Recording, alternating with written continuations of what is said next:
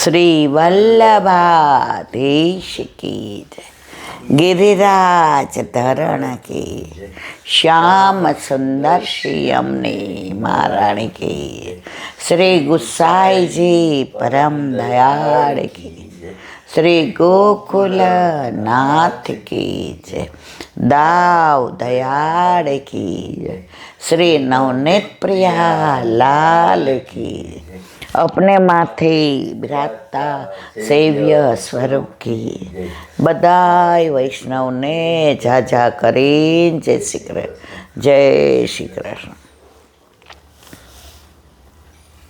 बस हवे शीत ऋतु पूરું થવામાં 4 તારીખને રવિવારથી ને વસંત પંચમીની શરૂઆત।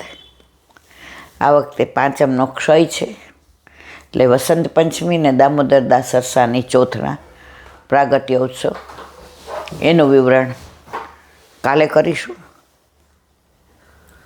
હવે વાતાવરણમાં એકદમ સરસ ચારે બાજુ આમ કોયલ બોલશે ને ચારે બાજુ વાતાવરણ સરસ હશે। હવે બધાય બારી બારણા ખોલશે ને ઘરમાંય તમે જુઓ તો તડકો આવશે ને। સંતને વિચલિત કરે એ વસંત, સંતને વિચલિત કરે એ વસંત, એવી વસંત ઋતુ। ઋતુઓનો રાજા વસંત પણ ઋતુઓની રાણી વર્ષા।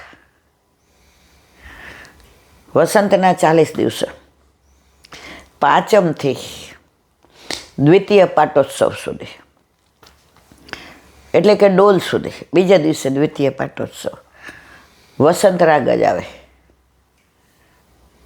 અને વર્ષા ઋતુમાં મલ્હાર રાગ આવે। એ બધાનું વિવરણ કાલે કરીશું। બધાના ફોન આવે કે આગલા દિવસે કયો તો અમને ખબર પડે કે શું કરવાનું। તો કાલે આપણે આખું બધું રંગ ને ચરણમાં વસ્ત્ર રાખવાનું ને શરૂઆતમાં સાવ સૂક્ષ્મ ખેલ હોય ને 4 ભાવ 4 ગોપ એનું વર્ણન આવતીકાલે કરીશું। અત્યારે ધીમે ધીમે અત્યારે વસંત બહારના કીર્તન આવે। વસંત હજી આવી નથી પણ શરૂઆત થઈ ગઈ છે। આપણે લગ્નમાં કંકોત્રી લખીએ ને ત્યારથી ઘર કંકોત્રીવાળું લગ્નવાળું કહેવાય। પછી લગ્ન લખ્યા પછી એમાં કાંઈ ફેર થઈ શકે નહીં। તો વસંતમાં વસંત પંચમીથી ને 40 દિવસ સુધી એમાં વસંત આવશે ને ધમાર આવશે ને ફાગ આવશે ને હોળી આવશે ને રસિયાઈ આવશે, એમાં શ્રીજી બાવાના પાટોત્સવે આવશે।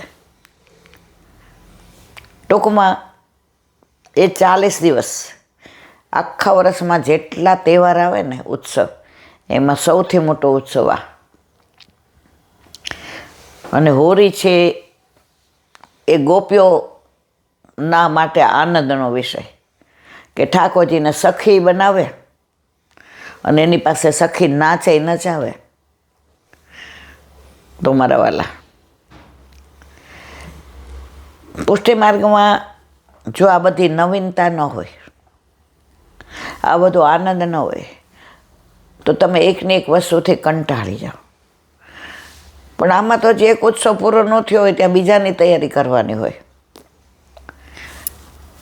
તો એવી કાલથી પરમ દિવસથી વસંત પંચમી। આજે એક નાની વાત, નંદ બાવાને ત્યાં નંદ ઉત્સવ એટલે બધા રસની રેલમ છે। તો જેટલા આવે બધાને કોઈ કીચ મચાવે ને કોઈ મીચ મચાવે ને કોઈ રાસ કરે ને કોઈ ગાય ને કોઈ તમે જુઓ તો નંદ ઘેર આનંદ ભયો બોલે। એમ ઠાકોરજી 5 વર્ષના થયા એટલે બધાએ નંદ બાવાએ કહ્યું કે આખા ગોકુળ ગામને રસ વર્ષા કરો। નંદ બાવાને ત્યાંથી રસ વેચાય, આનંદ ઘન બરસે, કીર્તન છે। વસ્તુ કઈ વેચે છે એનું અગત્યતા નથી, પણ એ રસ વરસે છે. આપણે કોઈના ઘરે પ્રસાદ લેવા ગયા હોય અને ખાલી 2 જ વસ્તુ બનાવી હોય તો એ આપણે શું કહીએ? અરે બાપા, આના ઘરે તો જે મજા આવી છે, આનંદ કર્યો છે, આવો ક્યાંય ન આવે.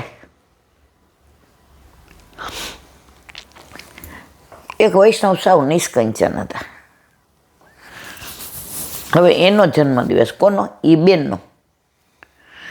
હવે એ બેનને 60 વર્ષ પૂરા થતા હતા. એટલે આગળ ઉલાળ રહીને પાછળ ધરાર રહી, કોઈ જ નહીં સિવાય ઠાકોરજી. એટલે એને એમ થયું કે મારે ઠાકોરજી મારા જન્મદિવસે રાજી થાય એવું કંઈક કરું. એટલે ઠાકોરજીને સવારે અટકીમાં ખીર ધરાવી આટલી અને રવા દીધી, અને મંગળામાં બાજરીનું ખીચું ધરાવ્યું. હવે બાજરાના ખીચાની તો મને પહેલાં ખબર જ નહોતી. આ સાંભળ્યા પછી આપણા ઘરે બનવા માંડ્યું. આપણે તો સૌરાષ્ટ્રમાં એટલી ખબર પડે કે ચોખાનું ખીચું થાય. એટલે ઠાકોરજીને મંગળામાં બાજરીનું ખીચું. એટલે મેં એને પૂછ્યું કેવી રીતે બનાવાય? મને કે સરખું સેજ તેલ લઈને અંદર જીરું ને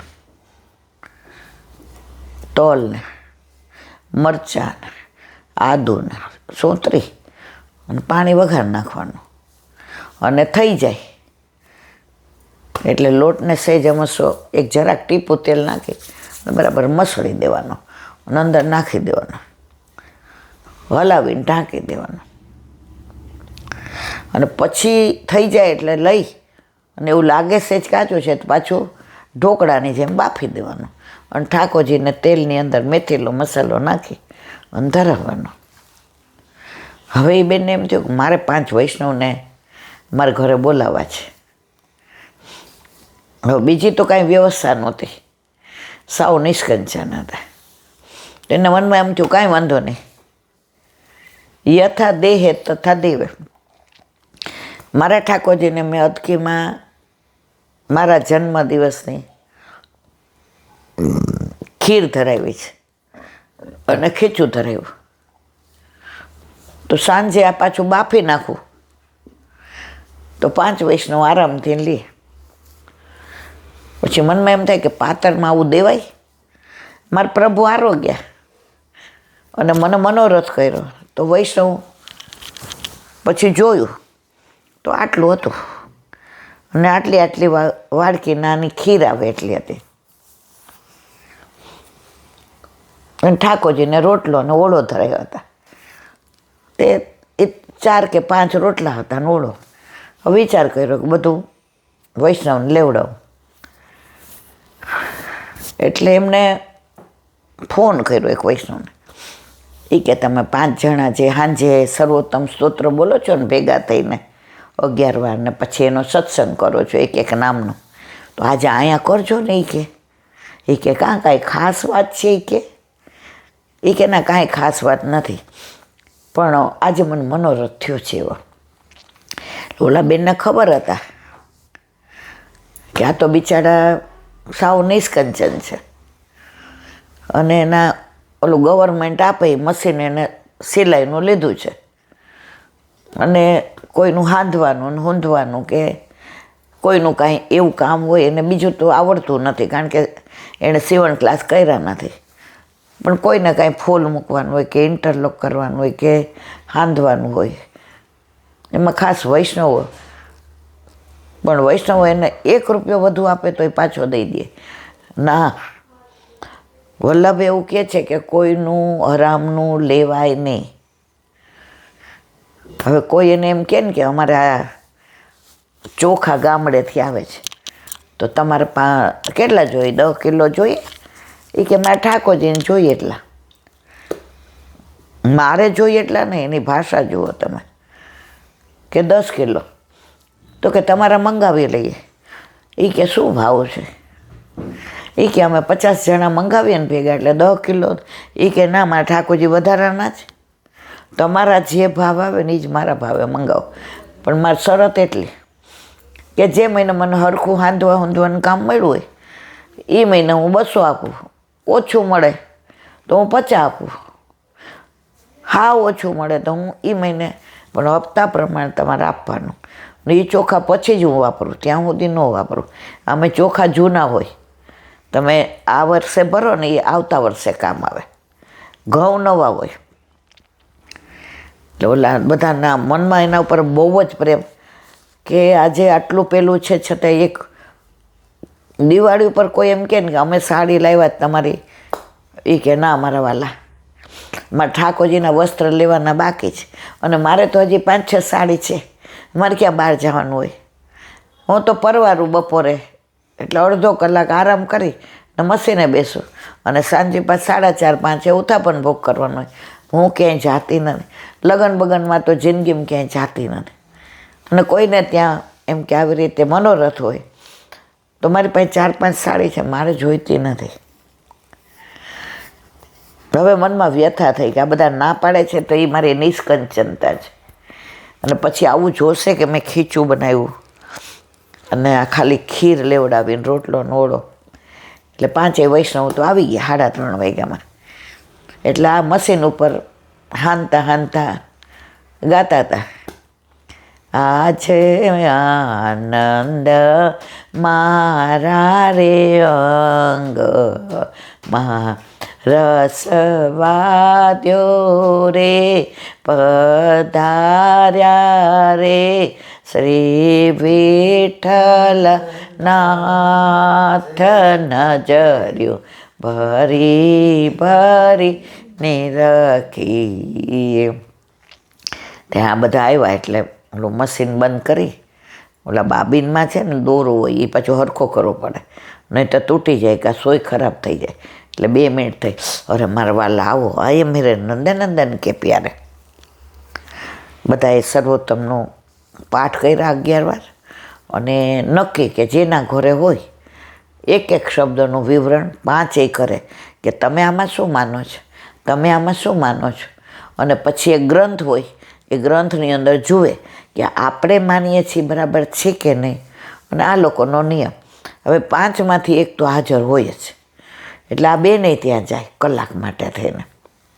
અત્યારે જો બધા પાઠ કરે છે, બીજાના ઘરે જાય, પાઠ કરે, નાચે ગાય, પાઠ થતા હોય ત્યારે બધા વાતો કરતા હોય, ગવાતું હોય ત્યારે વાતો કરતા હોય. મારા વાલા ખોટો વેસ્ટ ઓફ ટાઈમ છે. પણ જો એ લોકો ઘરે પાઠ કરે અને જ્યાં જાય ત્યાં મજાનો યમનાષ્ટક સર્વોત્તમ કરી અને 1 કલાક સત્સંગ કરે, પછી ધોળ કીર્તન કરે, ઠાકોરજી કેવા રાજી થાય. એ આપણા ઘરે આપણા માથે બિરાજતા આપણા ઠાકોરજી રાજી થાય કે પાછો પહેલાંનો જમાનો આવ્યો કે રોજ બધાના ઘરે સત્સંગ થતા હતા. હવે બધા ભેગા થઈને પણ આવું કરે તો રિક્ષાના પૈસા કોણ આપે, પછી ઓલી ભેટ કોણ મૂકે, પછી ઓલા વાડકા મૂક્યા હોય એમાં અન્ય માર્ગી મૂકે અને બધા ભેગા. મારા વાલા આ ભક્તિને હણીએ છીએ, ભક્તિ ભેગી નથી કરતા. પણ આ 5 જણનું ગ્રુપ, અને ભાગ્યે જ કોઈને કહે કે અમારું ગ્રુપ છે. અને આ બેન છઠ્ઠા શું કામ હતા કે એમને ઘણી વાર હાંધવા બાંધવાનું વધુ આવ્યું હોય તો બધા એમના ઘરે આવે, અને માનો કે ઓછું હોય તો આ બેન એમના ઘરે જાય. એમને ચાલીને કે એમ જવું પડે. અને આ લોકોમાં 5 જણના ઘરે ગાડી હતી એટલે વારા કાઢ્યા હતા કે જેના ઘરે હોય એને 1 ગાડી. આજે મારા ઘરે હોય તો ઓલા લોકો બીજાની ગાડીમાં આવે, પછી બીજાના ઘરે હોય તો આપણી ગાડીમાં બધાને લઈ જઈએ. એટલે આ બેનના ઘરે હતું તો બધા ગાડીમાં આવ્યા. આયે મેરે નંદન કે. પછી સર્વોત્તમ સ્તોત્રનું સરસ ગાન કર્યું અને 1 શબ્દનું માનો કે પ્રિય વજ સ્થિતિ. વલ્લભને સૌથી પ્રિય વ્રજમાં રહેવું ગમતું હતું. ત્યાં વ્રજેશ હતો, ત્યાં વ્રજની લીલાઓ હતી. આ વ્રજના બધા લીલા સળી પ્રગટ કરવાવાળા મારા વલ્લભ, એમાં એનું અનુસંધાન કરે કે ઠાકોરજી વૃંદાવનની બંસીબટમાં કેવી લીલા કરી હતી. અને પ્રભુદાસ જલોટાને વૃક્ષે વૃક્ષે વેણું ધારી અને પત્રે પત્રે ચતુર્ભુજ, આ બધું વિવરણ. પછી 6:30 થયા એટલે દ્રઢ ઇંચર 2-3 ધોળ ગાયા. આ બેનનો જન્મદિવસ હતો એટલે કોઈ લૌકિક નહીં, દયારામભાઈના. હું શું જાણું રે વાલે મુજમાં શું, વદન કમળ જોયું મેં તો, શ્રીનાથજીનું વદન કમળ જોયું. અને પછી બધાએ કીધું કે હવે મિશ્રી આપી દો. એટલે આ બેનને આમ સંકોચ થતો હતો, તોય કીધું કે એક કણકો બનાવ્યો ઠાકોરજીને ધરે. એ કે તો આ બેન પોતે ઠાકોરજીને પાતળમાં ધરે અને પોતે પાતળમાં લે. કોઈ દિવસ થાળીમાં ઠાકોરજીને ધરાયું નહોતું અને થાળીમાં પોતે લીધું નહોતું. એટલે કે તમારે બધા નીચે હું એ કે આ તો પાથર બધાને આસન્યા હતા, આસન્યા પાથરી દીધા અને બધાને કીધું પાથર લેવા બેસો. બધાએ કે આ નિષ્કંચન છે ને આણે બધું હવે કોઈનું લે નહીં, હવે આ તો હાંધી ઊંધીને કામ કરે. એટલે બધાએ કે તમારે આવું હેરાન કમળાબેન, અરે નામ બોલાઈ ગયું.